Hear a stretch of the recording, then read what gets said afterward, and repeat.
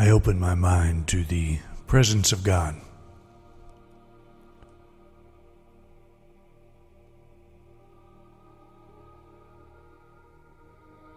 I relax and I let go.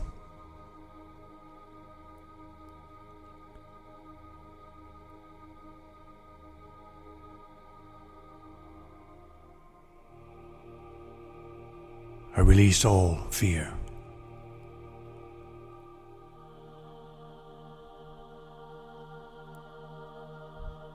I lay aside all concerns for these few moments.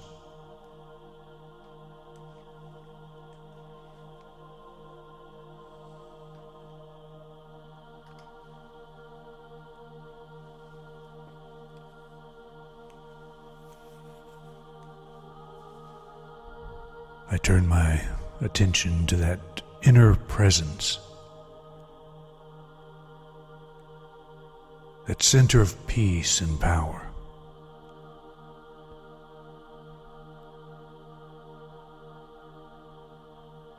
The source of my being.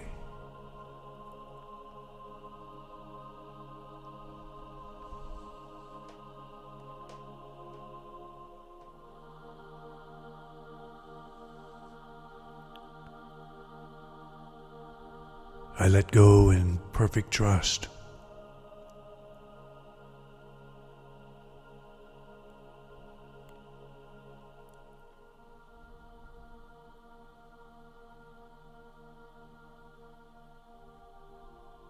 God is my source.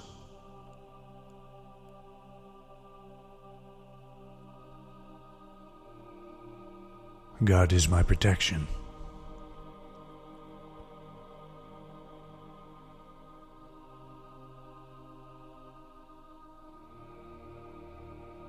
God is my guide.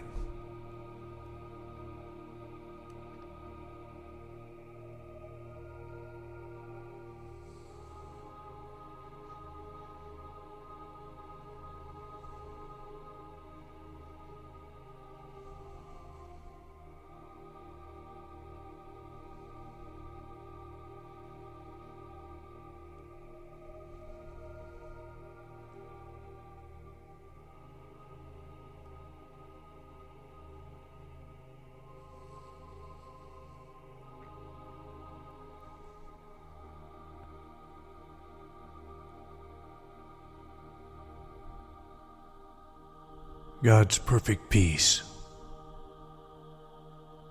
fills my mind.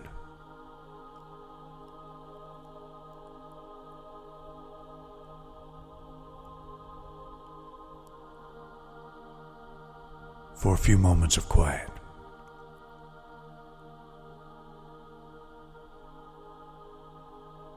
I bask in this peace.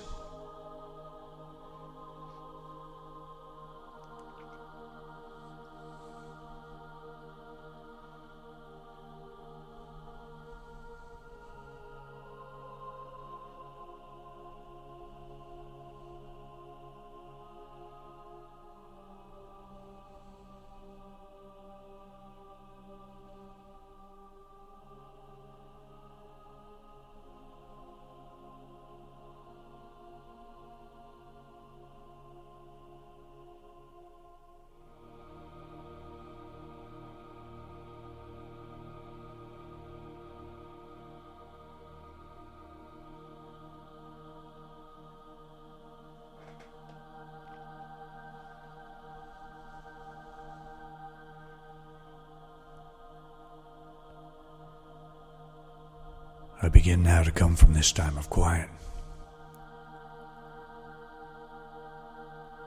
I am open and receptive to the peace of spirit that unfolds through me now.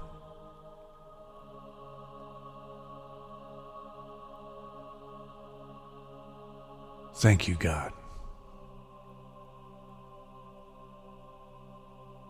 Amen.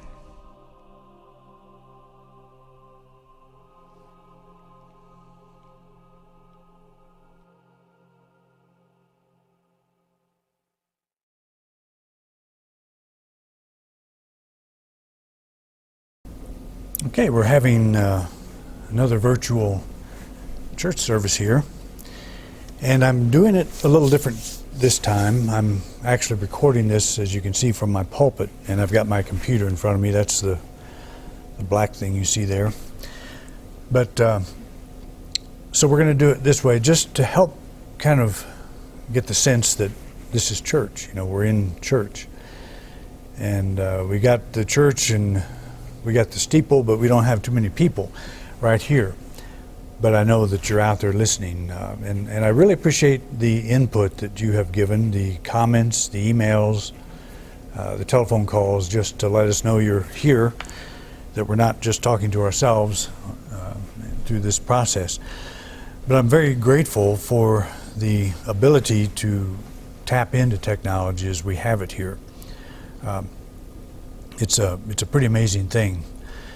Some people have suggested that we do a live stream of our service, and I just don't think that's real practical. I've watched several of them, and they run into all kinds of problems. And in a Sunday morning service, it's kind of a one-way communication.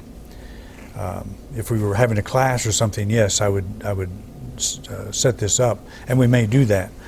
We may have like a town hall meeting on one of the online services, like Zoom or one of them, where several of us can get together and do that. That's a pretty amazing technology also.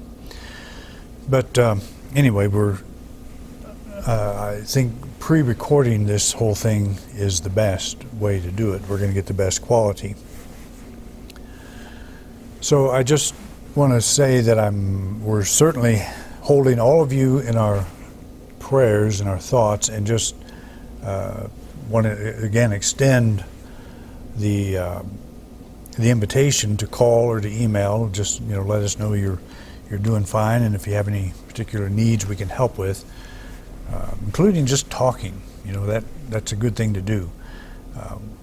Social distancing doesn't necessarily mean that we don't talk, because we do. We can talk, and we don't pass on anything when we do that. But today I'm talking about common sense faith. And that may sound a bit like an oxymoron. Common sense and faith. Common sense is one thing, faith is another, and because a lot of people that claim to have faith may not have a lot of common sense, or they may see it as it goes beyond logic, beyond logical thinking. And one of the things that always has appealed to me about unity is there's a spiritual logic to it. And so common sense is very much a part of the whole thing. And yes, there's a place where we step off into the unseen in terms of our faith, our understanding. And we acknowledge that there is an unseen power working through us that requires a different kind of viewing, a different kind of seeing. And we call that different kind of seeing faith. But it's still based on common sense. But we begin with the idea that we are immersed in the presence of God right now. And the common sense is, if that's true, then God is accessible, and I can communicate with God. Okay, one of the points I made last week involved the importance of admitting that there is a problem before we can actually work with it. And I think somehow some people have missed that point, that I was just given this high statement that we just trust God and act as if this whole thing is not here. And that was not what I intended to say. If I came across that way, that's not what I intended to say. One of the things I think that people struggle with, that are students of unity, especially of Emily Cady, was a statement that she made in her book Lessons in Truth. She said, "There is no evil." And that really bothers a lot of people, because we're dealing with a coronavirus pandemic right now, and how can you say there is no evil?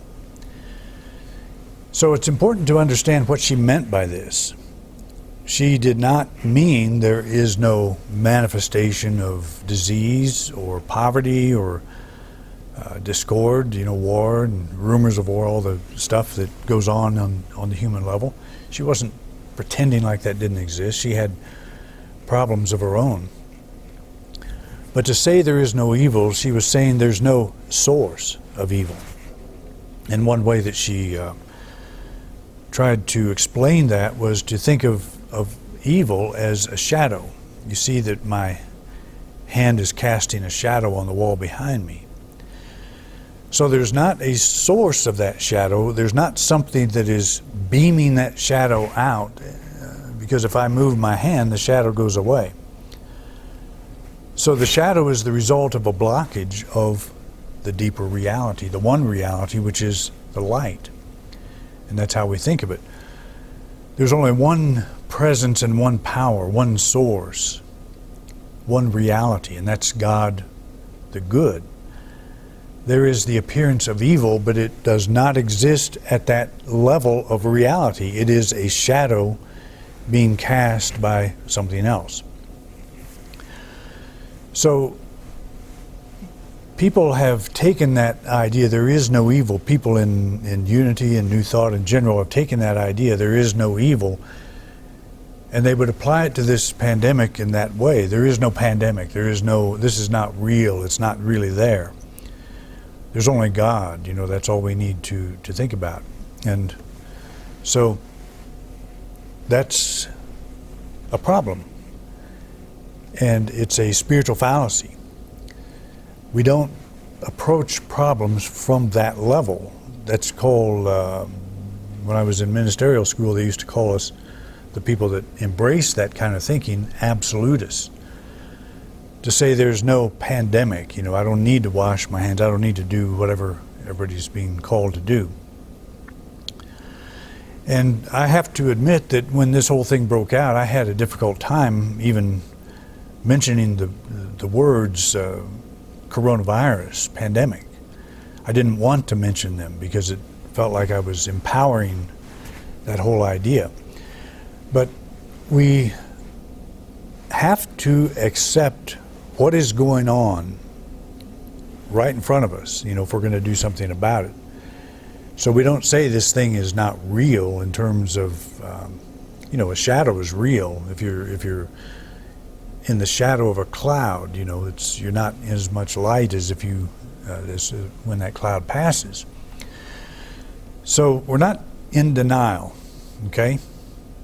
But we're also not without power. We're not without our source. We are always in God, and God is always in us. But we come to grips with this whole thing by admitting, yes, there is a coronavirus pandemic, and yes, there are things I will do. So it's interesting. What I have noticed is, in a normal situation, if you ask 10 people what's on their mind, what challenges are they facing at this moment, you could get 10 different answers, 10 different problems. But right now, most people will respond with the coronavirus, the pandemic, the issues they may be going through. That's forefront on everybody's mind, and it is. They may come from it from different places. Like some are concerned about their health, some are concerned about maybe a food shortage or people hoarding or whatever, and some are concerned about what the stock market has been doing, although it seems to be rebounding now. But we are sort of tied together by a common problem, and in some ways that's a very good thing. It's helpful to have something we can focus on and deal with from a common sense level. So we've identified this common concern. Now what do we do about it? Okay. From the common sense level, we wash our hands, we maintain social distancing, we don't hug and we don't hold hands, we shake hands, whatever. We don't kiss people we don't know. We don't normally do that anyway, or some do, I guess. Spend most of our time at home. That's the third thing. We stop hoarding and we become vigilant about helping others who may be unable to help themselves at this moment. Maybe your neighbor needs food or something, someone to go grocery shopping for them or whatever. But that's the practical thing. We wash our hands, we maintain social distancing, spend most of our time at home, stop hoarding, and become vigilant about helping others who are unable to help themselves. So we do these basic things with the intention of making our situation better and making the situation of other people better as well. Now, it may sound like a simple platitude to say that we're going to get through this thing. We're going to get through this thing. I have discovered, to my surprise, that there are some people that don't really seem to want to hear that. That it's just a cliche, a platitude. We're going to get through this thing. And I don't know if they just want to see us crash and burn and never recover from this or what, or just think it's so serious that we'll never recover. Well, we will. We're going to get through this thing. But this is exactly what we need to say. We're going to get through this thing. We need to put our thinking in that direction. And I'm not saying that we run out of this place and we abandon the practical things that we're doing to self-protect and protect other people. But there are people right now that are in an absolute panic, and they don't want to hear the possibility that you really don't need to panic. There's no reason for it. But it's interesting anyway to look at what panic is and why we may be doing it. Panic is an expression of faith. Panic is an expression of faith. It's faith in what? It's faith that something horrible is about to happen. But you are using your faculty of faith to focus on the worst case scenario. And you can't do anything about that. You can't do anything about that picture that you're holding, that destruction, that life falling apart imagery that you're holding at this moment. You can't do anything about that as long as you're projecting it, as long as you're the one panicking. But you have faith in that picture that you've created, and you're reacting to it, and that's called panic. But it is faith. It is the most powerful faculty that you have, one of the most powerful faculties. Imagination is the other, and you're using both of those to create pictures that justify your panic. And if you find yourself doing this, just bear with me on this. Just kind of go with me on this for a moment. Because I've been panicked before. I know what that feels like. But I've been in situations where I just wanted to run away. But when I got hold of myself and was able to function, I've told the story before about when I was learning to sail. Beth and I were learning to sail our little Hobie Cat. I didn't know much about sailing. I knew very little about high wind. In fact, nothing about high wind. What I knew about high wind is it scared me. I didn't like it. And it's kind of odd to be out on a sailboat and be afraid of wind, because sailboats actually run by wind. And if you are familiar with weather, we don't really have a lot of control over the weather. So when you get on the sailboat, you need to know how to handle wind. So when this started happening, I would panic. I would feel afraid when a wind would come up that was push me beyond my current understanding. But over time, I got where I was able to deal with that and to expand my understanding of how to run the sailboat when the wind came up.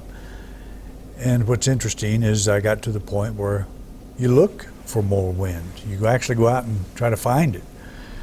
So it's panic is, I understand panic. I understand fear.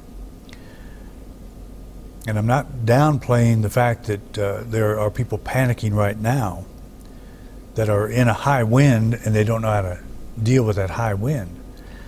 So that's why we're doing what we're doing here. We're trying to encourage people to be calm and to pull back your faith and your imagination in the negative. Okay, so we are confronting this burning fire of panic so we can put it out, so we can redirect our faith in a constructive manner rather than a destructive manner. And what is being destroyed is our peace of mind. We are going to make it through this. We're going to get through this. And we begin to get through this right now. We start by entertaining this very basic notion. And it sounds like an oversimplification to some. But let's try it. Let's do this. Those of you that are feeling so out of control, feeling like you have nothing to say about what's going on here, you do. So this thing we're in now, this coronavirus pandemic, this is our life. This is where we are. This is the situation that is laid before us. No one wants it. No one wants to deal with it, but it's here. And we really can't avoid dealing with it. To say it's not real is to put ourselves and others at risk, so we're not going to take that route. We're going to embrace it, but as a shadow, and it is a shadow that is here. But there's a cause for it, and we're going to see that cause dissolving. It's a body-based problem, and we will solve it. We will. And we are solving it now. And we are beginning to solve it now with a change of attitude on an individual level. That's how we do it. So how do we deal with this pandemic from a spiritual perspective? And this is a key question. It's probably one of the most important that we can ask ourselves. I raise this question all the time. Why do we study spiritual principles? So we can feel good while we're sitting safely in a chair, in an office, and the world is out there and we're here? Or is it when we're on the sailboat in the high wind? Is that where we need to be able to put into practice what we know? And that's the question. And that's what we want to be able to do. Do I really believe in these spiritual principles that I profess? Or do I just profess them because doing so makes me feel good? That's a good question. And it's one that we should ask ourselves if we're panicking, if we've lost control, if we're feeling like things are not working out for us. What about the spiritual thing? What do I do? What do I do to put into practice what I know is true? Well, I can't think of a better time to do it than now, can you? This is something that we all mutually agree on, for the most part, that we've got a problem here. And we all kind of understand it because we're following the reports, we're following the news of what's going on, not just in this town or in this country, but around the world. It's pretty amazing. We have a common problem, and we are looking at it, from many different perspectives. But if the spiritual thing means anything, then it must mean something here. We have to bring it into this experience that we're going through right now. So how can I use the power of my faith to change the way I think and feel, to change the quality of my experience? I've listed 3 very simple ideas, and I would just invite you to consider them and to maybe put them into practice. I think probably you are already. And these are just reminders. Number 1, refrain from projecting. Refrain from projecting. Refrain from using your imagination to envision the worst case scenarios. And look at your emotional level. If you are feeling fear at this moment, you're projecting. You're afraid that something's going to happen, something bad is going to happen. And you're having an emotional reaction to that. That's a projection. So you can stop doing that. You can pull back on that, and there's nothing impractical about it. There's nothing airy-fairy about that. Refrain from projecting. You have the ability to project, and you have the ability to change that projection. And so if the spiritual thing is to mean anything, that's where we start. You put the reins on your mind. You put the reins on your imagination. You tell it that you're a faculty of mine. I'm not here to follow you. You're here to follow me. I want to use my imagination. I want to use my faith in the very best way possible. So number 1 is refrain from projecting. Number 2, set quiet times with the specific intention of releasing your fear. Set quiet times with the specific intention of releasing your fear. Now that's important because you're saying to yourself, okay, for the next 10 or 15, 30 minutes, I'm going to refrain. I'm going to release my fear. I'm going to look at my fear, whatever fear I'm experiencing, and I'm going to let it go. I'm not going to experience fear during this time. That's my specific intention during this time. So what you're doing here is you're practicing reeling in your energies and refocusing them. That's all you really have, and that's all you need. It's your energy, your mind, your emotion. It's yours. It's not the world's, and the world's pushing all your buttons and you're having these experiences you have no control over. We want to be in this world, but not of it. That's the important thing. So set quiet times with the specific intention of releasing your fear. Number 1, refrain from projecting, and number 2, set quiet times with the specific intention of releasing your fear. And number 3, take the attitude that this too shall pass. Again, a very simple idea, this too shall pass. Just think of everything you're looking at right now. Look at, what's going on in the stock market. New York City is what they're calling a hot spot. Think of that city, one of these days in the not too distant future, they're going to say, this is past. We've succeeded. We've gotten through this. Everybody's going to be saying that. So let's say that now. Let's begin to say that now. Take the attitude that this too shall pass. So we refrain from projecting. We set quiet times with the specific intention of releasing our fear. And we take the attitude that this too shall pass. Okay? And I just want to offer the invitation again. If there's anything I've said today that doesn't make sense to you, that you would like me to clarify, get in touch with me, and I'll be happy to talk about it in the next lesson to help explain it, because if you didn't understand what I said, maybe somebody else won't either.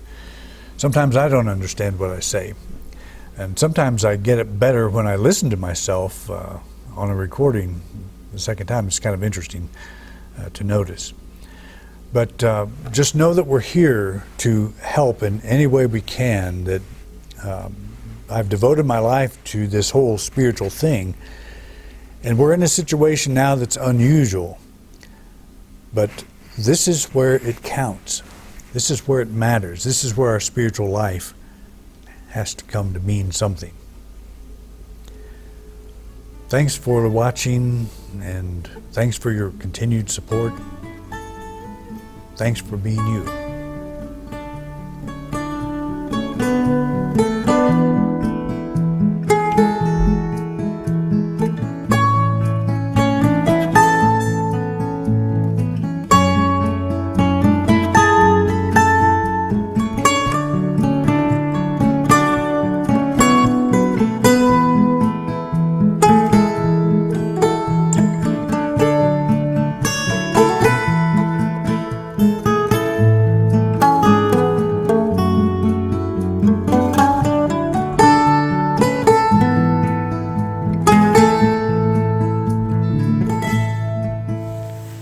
You've been watching a talk presented by Reverend Doug Bottorff at Independent Unity here in beautiful Grand Junction, Colorado. We would like to thank everyone who joined us here today, as well as those of you who joined us online.